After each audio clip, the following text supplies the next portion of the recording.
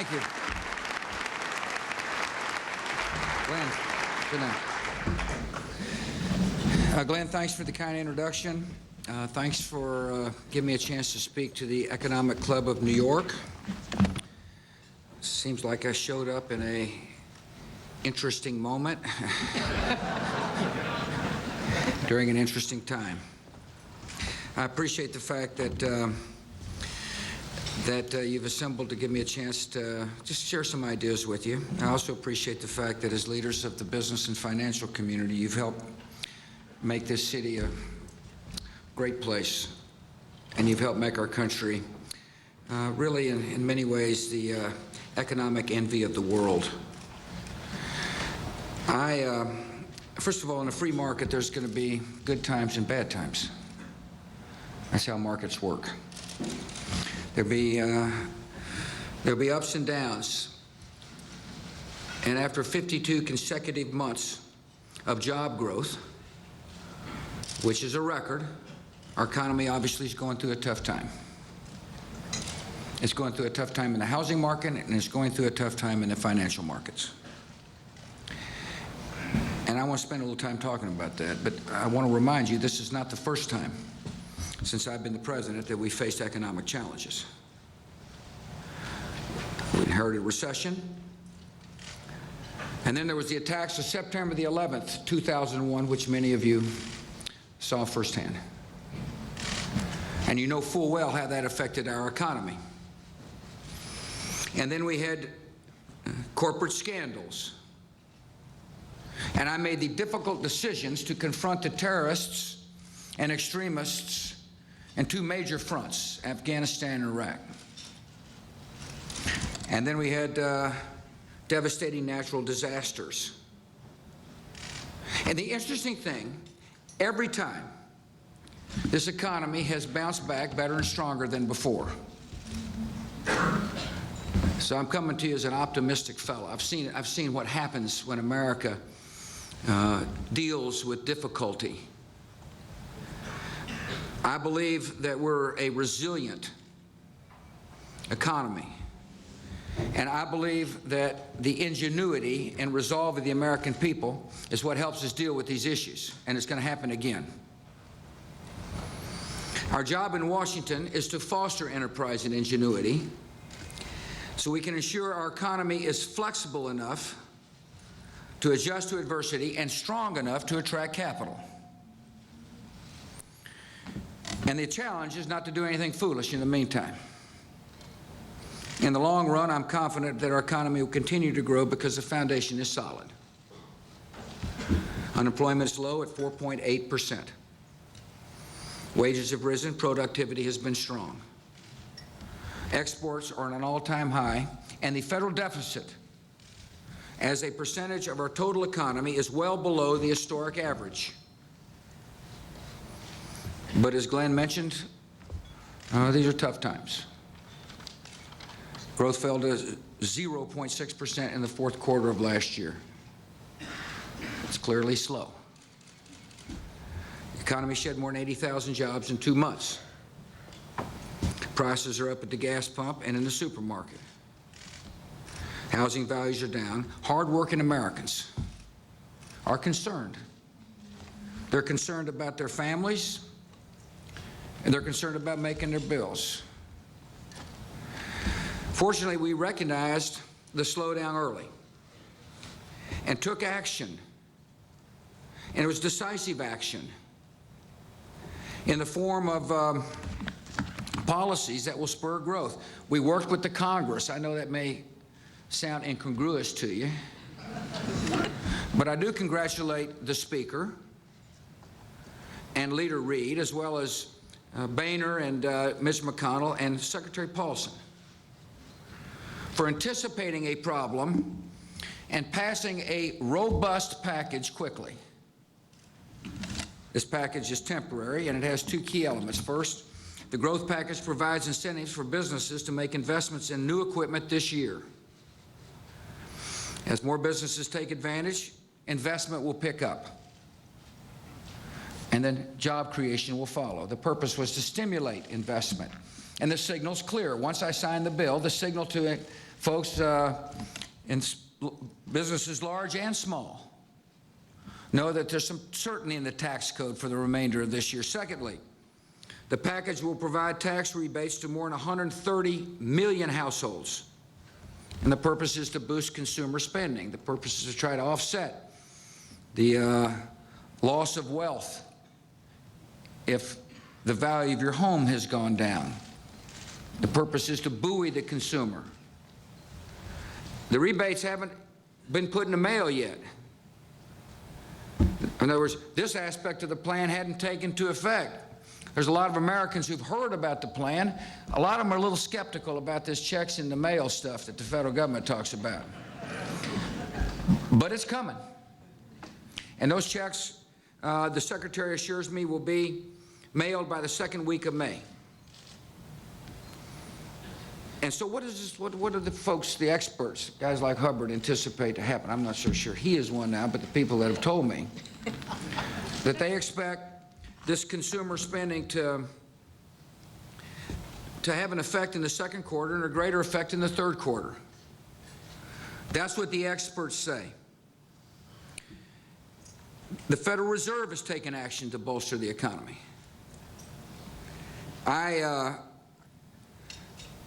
I respect Ben Bernanke. I think he's doing a good job under tough circumstances. The Fed has cut interest rates several times. And this week the Fed, and by the way, we also hold dear this notion of the Fed being independent from White House policy. They act independently from the politicians, and they should. It's good for our country to have that kind of independence. This week, the Fed also announced a major move to ease stress in the credit markets by adding liquidity. It was strong action by the Fed, and they did so because some financial institutions that borrowed money to buy securities in the housing industry must now repair their balance sheets before they can make further loans. The housing issues dried up some of the sources of credit that businesses need in our economy to help it grow. That's why the Fed is reacting the way they are. We believe the actions by the Fed will help financial institutions continue to make more credit available. This morning, the Federal Reserve, with support of the Treasury Department, took additional actions to mitigate disruptions to our financial markets. Today's events are fast-moving, but the Chairman of the Federal Reserve and the Secretary of the Treasury are on top of them and will take the appropriate steps to promote stability in our markets. Now, root cause of the economic slowdown has been the downturn in the housing market. I want to talk a little bit about that today. After years of steady increases, home values in some parts of the country have declined. At the same time, many homeowners with adjustable rate mortgages have seen their monthly payments increase faster than their ability to pay. As a result, a growing number of people are facing the prospect of foreclosure. Foreclosure places a terrible burden on our families. Foreclosure disrupts communities. And so the question is, what do you do about it in a way that allows the market to work and at the same time helps people? Before I get to that, though, I do want to tell you that we fully understand that the mounting concern over housing has shaken the broader market, that it's spread uncertainty to global financial markets, and that it has tightened the credit, which makes it harder for people to get mortgages in the first place. The temptation is for people in their attempt to limit the number of foreclosures is to put bad law in place. And so I want to talk about some of that. First of all, the temptation in Washington is to say that anything short of a massive government intervention in the housing market amounts to inaction. I strongly disagree with that sentiment. I believe there ought to be action, but I'm deeply concerned about law and regulation that'll make it harder for the markets to recover. And when they recover, make it harder for this economy to be robust. And so we got to be careful and mindful that any time the government intervenes in the market, it must do so with clear purpose and great care.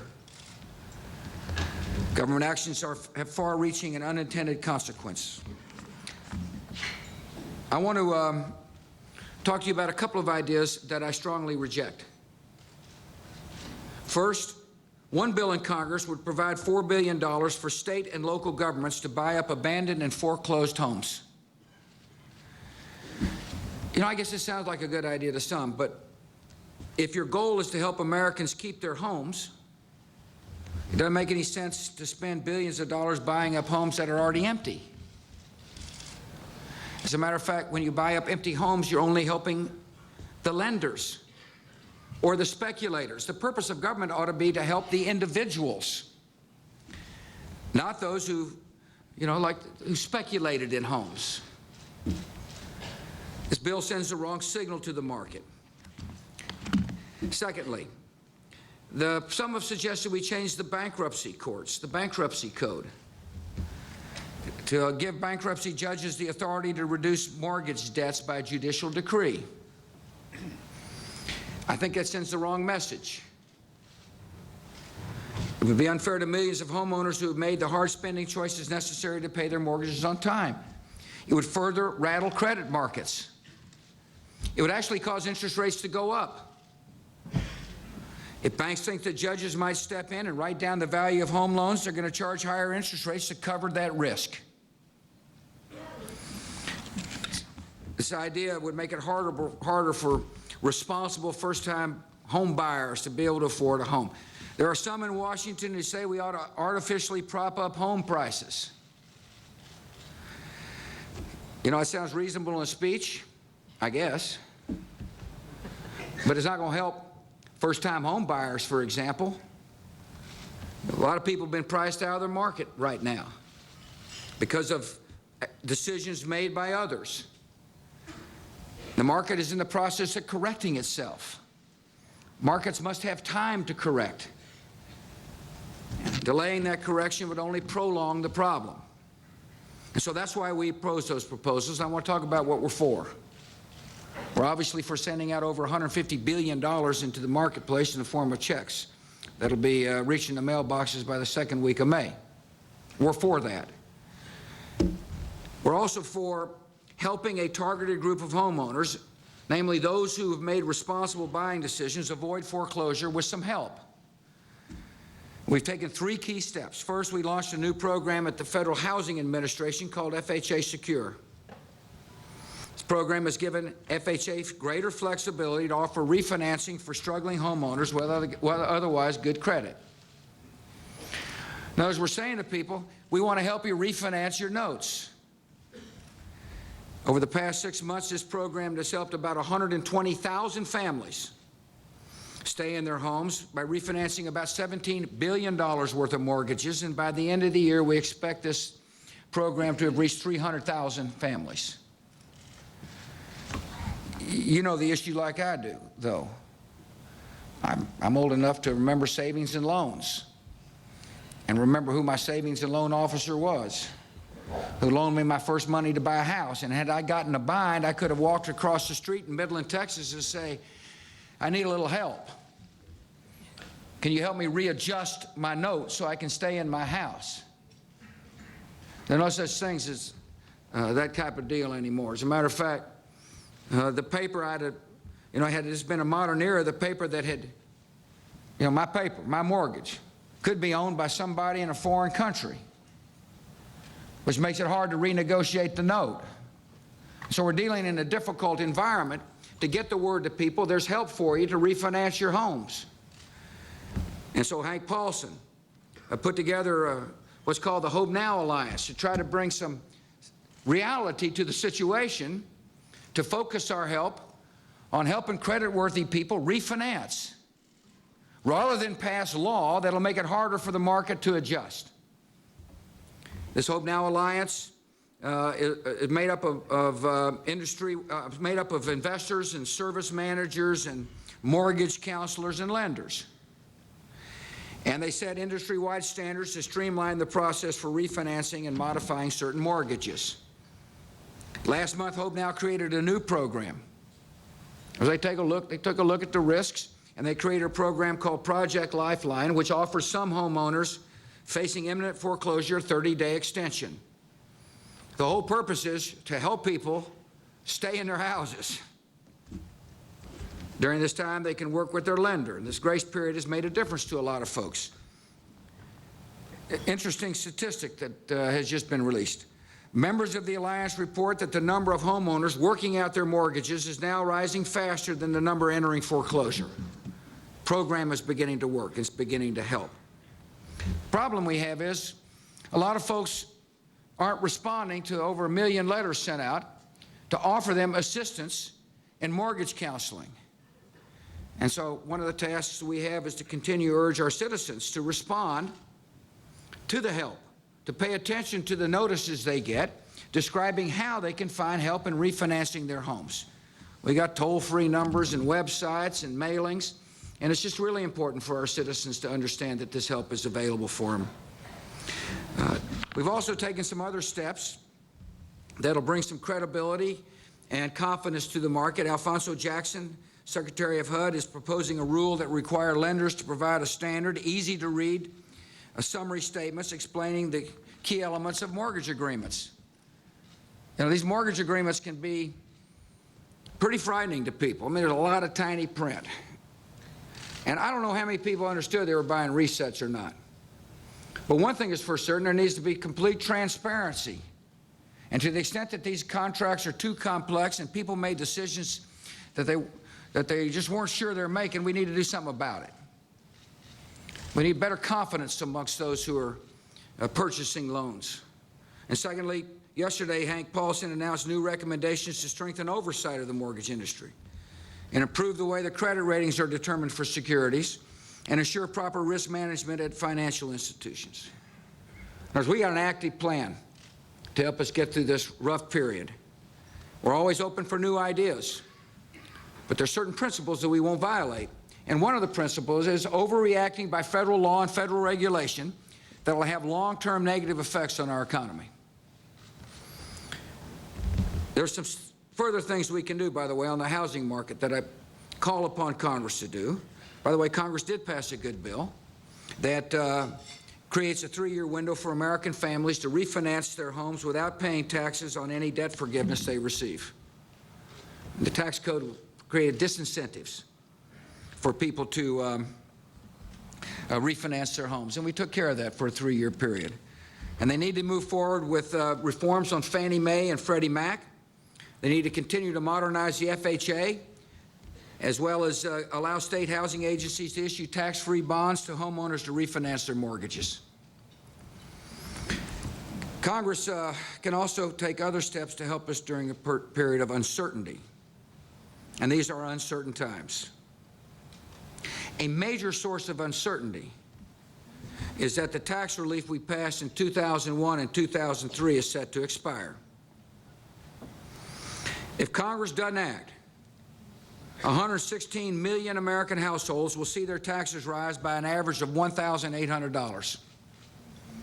If Congress doesn't act, capital gains and dividends are going to be taxed at a higher rate. If Congress doesn't make the tax relief permanent, they will create additional uncertainty during uncertain times. A lot of folks are waiting to see what Congress intends to do. One thing is certain that Congress will do is waste some of your money. So I've challenged members of Congress to cut the number of cost of earmarks in half. I issued an executive order that directs federal agencies to ignore any future earmark that is not voted on by the Congress. In other words, Congress has got this habit of just sticking these deals into bills without a vote. No transparency, no light of day, they just put them in. And by the way, this executive order extends beyond my presidency. So the next president gets to make a decision as to whether or not that executive order stays in effect. I sent Congress a budget that meets our priorities. There is no greater priority than to make sure our troops in harm's way have all they need to do their job. That has been a priority ever since I made the difficult commitment to put those troops in harm's way, and it should be a priority of any president and any Congress. And beyond that, we've held spending at below rates of inflation on non-security spending, discretionary spending. We've held the line, and that's why I can tell you that we've submitted a budget that's in balance by 2012 without raising your taxes. If the Congress truly wants to send a message that will calm people's nerves, they'll adopt the budget I submitted to them and make it clear they're not going to run up the taxes on the working people and on small businesses and on capital gains and on dividends and on the estate tax. Now, one powerful force for economic growth that is being questioned right now in Washington is whether or not this country is confident enough to open up markets overseas, whether or not we believe in trade. I believe strongly it's in our nation's interest to open up markets for U.S. goods and services. I believe strongly that NAFTA has been positive for the United States of America, like it's been positive for our trading partners in Mexico and Canada. I believe it is dangerous for this country to become isolationist and protectionist. I believe it shows a lack of confidence in our capacity to compete.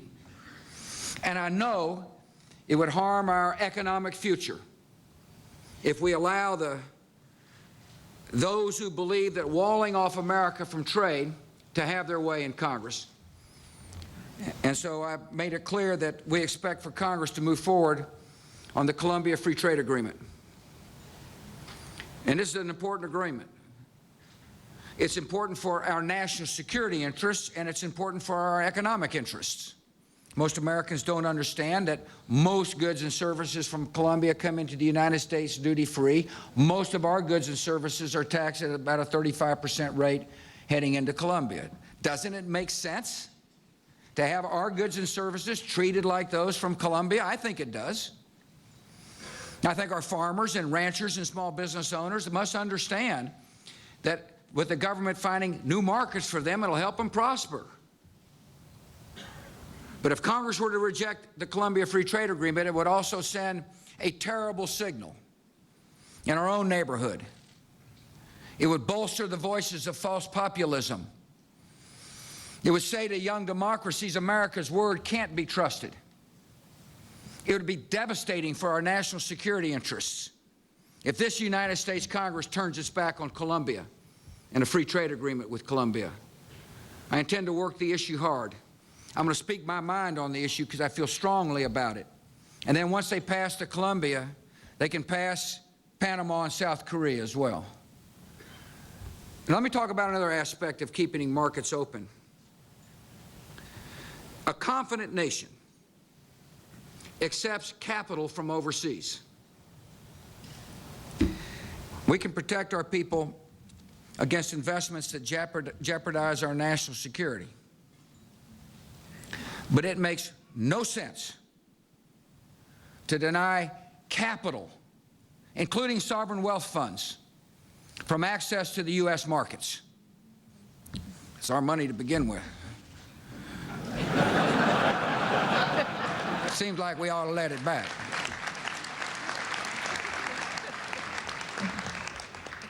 So these are some of the things that are on my mind, and I appreciate you letting me give a chance to come by to speak to you. I guess the best way to describe government policy is like a person trying to drive a car in a rough patch. If you ever get stuck in a situation like that, you know full well it's important not to overcorrect. Because when you overcorrect, you end up in the ditch. And so it's important to be steady and to keep your eyes on the horizon. We're going to deal with the issues as we see them.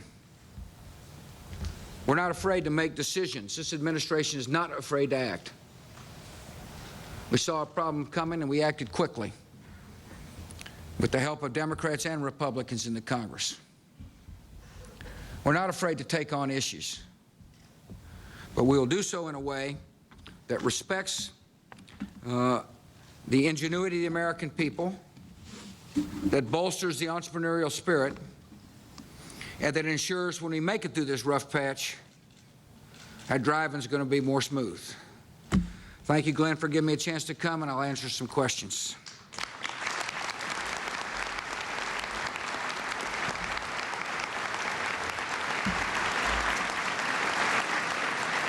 Thank you very much, Mr. President. As is the club's tradition, we do have two questioners. On my left, Gail Fossler, the President and Chief Economist of the Conference Board. On my right, literally and metaphorically, Paul Gigot, the editorial page editor of the Wall Street Journal. Gail, the first question for the President is yours. Thank you very much. Who picks Gigot? I mean, why does he? All right. Excuse me. I'm glad you don't know me, Mr. President. Yeah, well, I'd be more polite, trust me. My mother might be watching. I would like to probe your thoughts on trade. You raised trade in your speech very, very passionately, and the Conference Board is made up of 2,000 businesses around the world. About a third of them are outside of the United States. And they look at the move toward protectionism in the United States with great alarm, even the shift in the Republican Party toward protectionism. And you mentioned that a confident nation opens its borders. And there does seem to be a lack of confidence in this country. And I wonder if you would give us a diagnosis of why we find ourselves in the situation we do today. First of all, a lot of folks are worried about their neighbors losing work. In other words, they fear jobs moving overseas. And the best way to address that is to recognize that sometimes people lose work because of trade, and when that happens, the best way to deal with it is to provide educational opportunities so somebody can get the skills necessary to fill the higher paying jobs here in the United States. And I think, for example, of what happened to the textile industry in North Carolina. And stories like these really do affect how people think about trade. You know, some companies because of mismanagement, some companies because of trade, couldn't survive. And it created, you know, a wholesale displacement of workers throughout North Carolina. And what the state of North Carolina did was they wisely used their community college system to be able to fit needs and skills. In other words, the community college system, the interesting thing about it is probably the most market-driven education system in the United States. Unlike some higher education institutions that are either unwilling or sometimes incapable of adjusting curriculum, the community college system is capable of doing that. And North Carolina recognized they had a great opportunity to become a magnet for the healthcare industry. And a lot of their textile workers, with government help called trade adjustment assistance, went to community colleges to gain new skills. And it turns out that when you analyze what happened, it's just the added value, just kind of the increase in productivity and the relevancy of the job training made the wages higher for those than they were in the textile industry. And there's a classic example of how to respond rather than throwing up trade barriers. Secondly, a lot of people don't understand this fact, that by having our markets open, it's good for consumers. The more consumers get to choose, the more choice there is on the shelves, the less likely it is there will be inflation. And one of the great things about open markets is that, you know, markets respond to the collective wisdom of consumers. And so therefore it makes sense to have more choice, more opportunities. And yet when you read made from another country, you know, on the shelves of our stores, people automatically assume that jobs, you know, are fragile. And so we got to do a better job of educating people about the benefits of trade. Third, it's sometimes when times are tough, it's much easier to find, somebody else to blame. And sometimes that somebody else that's easier to blame is somebody in a distant land. And so those are some of the factors. And plus, it's easy politics. It's easy to go around and, hammer away on trade. It's, and I guess if you're the kind of person that followed polls and focus groups, that's what your tendency to be. I'm the kind of person who doesn't give a darn about polls and focus groups, and I do what I think is right. And what is right is making sure that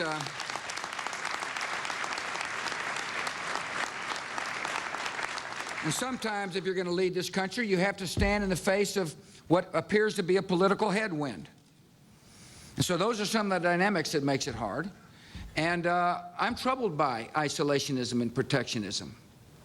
As a matter of fact, I dedicated part of my State of the Union address a couple of years ago to this very theme. And what concerns me is that the United States of America will become fatigued when it comes to fighting off tyrants, or say it's too hard to spread liberty, or use the excuse that just because freedom hadn't flourished in parts of the world, therefore it's not worth trying. And that as a result, we kind of retrench and lose confidence in the values that have made us a great nation in the first place. But these aren't American values, they're universal values. And the danger of getting tired during this world is any retreat by America. It was going to be to the benefit of those who want to do us harm. Now, I understand that since September the 11th, that the great tendency is to say we're no longer in danger. Well, that's false. That's false hope. It's either disingenuous or naive, and either one of those attitudes is unrealistic. And the biggest job we've got is to protect the American people from harm. I don't want to get another issue, but that's why we better figure out what the enemy's saying on their telephones if you want to protect you. But no.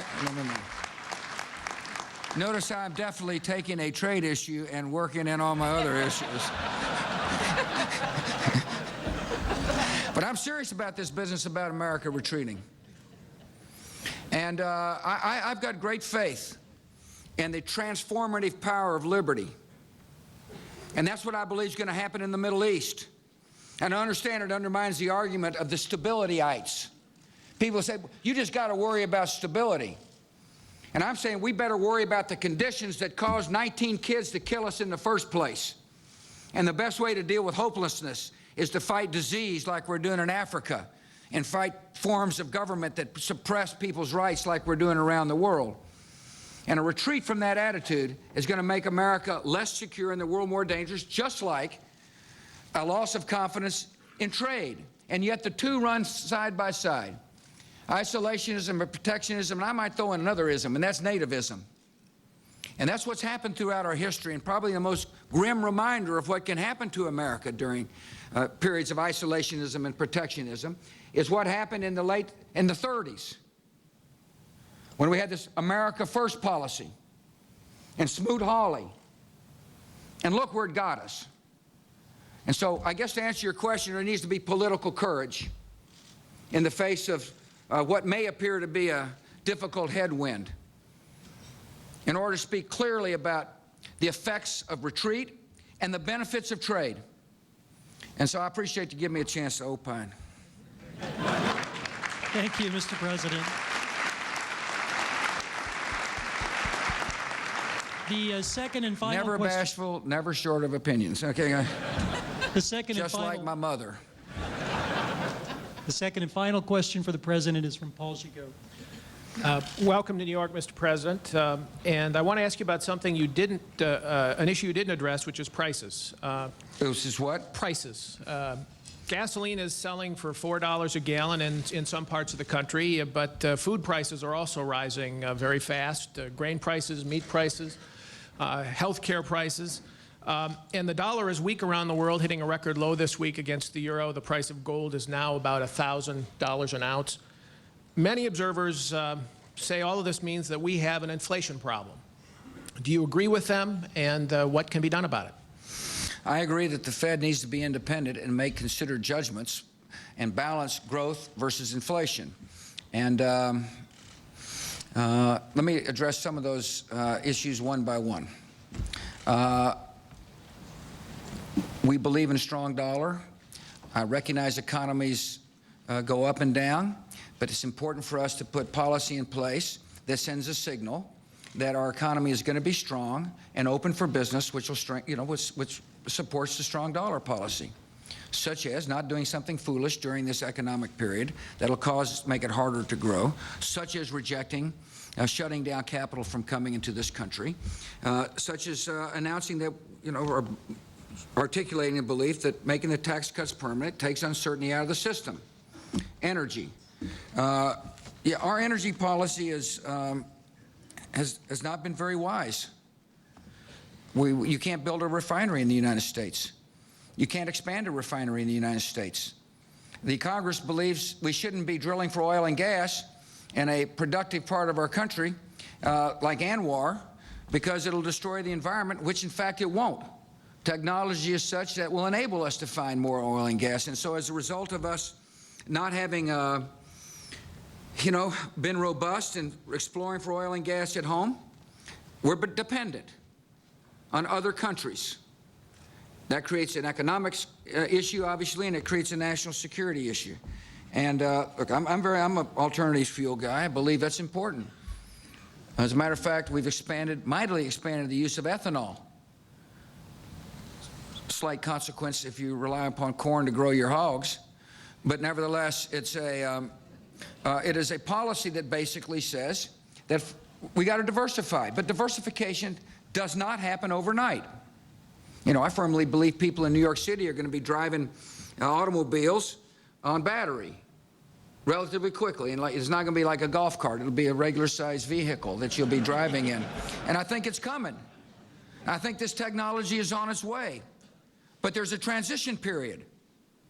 And we frankly have got policies that make it harder for us to become less dependent on oil. You talk about the price of oil, yeah, it's high.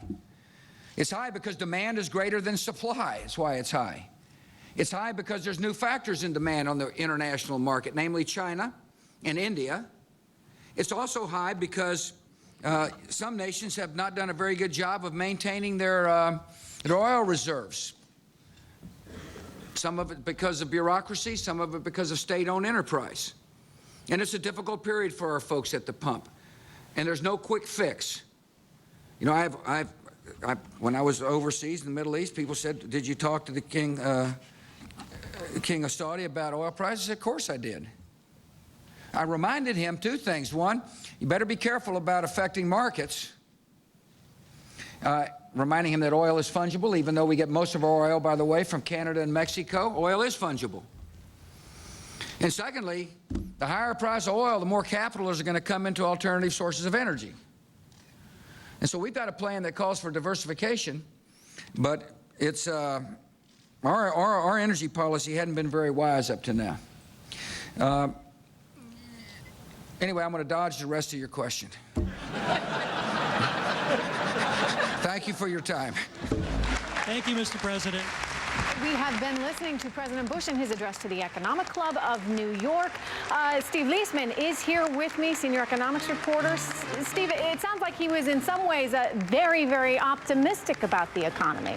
Well, yeah, acknowledging the problems that are out there, acknowledging the slowdown, acknowledging higher prices, but really focusing on the longer term, that effectively the U.S. economy is going to get out of this and should bounce back as it has in previous times. Look, his job is to be commander-in-chief and sometimes cheerleader-in-chief. I think his point's well taken. Yeah, doing little to calm the market, though. We are still down about 170 points on the Dow. That does it for the call. I am Trish Regan, Dylan Radigan, Melissa Francis, and I will see you Monday. Power Lunch is next.